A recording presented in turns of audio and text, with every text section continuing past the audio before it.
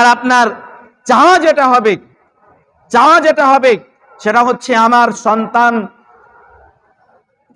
রব্বুল আলামিনের কাছে চাওয়া হবে, রব্বুল আলামিন আমাকে আপনি সৎ সন্তান দান করুন। শুধু সন্তান চাইলেই হবে না, সন্তানের আশা করলেই হবে না। ইব্রাহিম আলাইহিস সালাম যেরকম আশা নিয়ে সন্তান চেয়েছিলেন যে পরবর্তী প্রজন্ম যারা আছে এদেরকে আমি মরে যাওয়ার পরে এদেরকে এরা দাওয়াত দিবে, এদেরকে ইসলামের পথে ডাকবে, এদেরকে রব্বুল আলামিনের পথে ডাকবে, জাহান্নাম থেকে বাঁচাবে।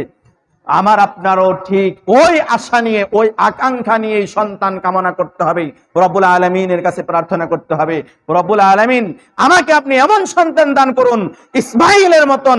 ইব্রাহিম যেরকম দোয়া করেছিল, ইসমাইলের মতন যেরকম সৎ সন্তান পেয়েছে, রব্বুল আলামিন আমাকেও আপনি ঠিক সেরকম সৎ সন্তান দান করুন। আমাকে আপনাকে ঠিক সেরকম প্রার্থনা করতে হবে।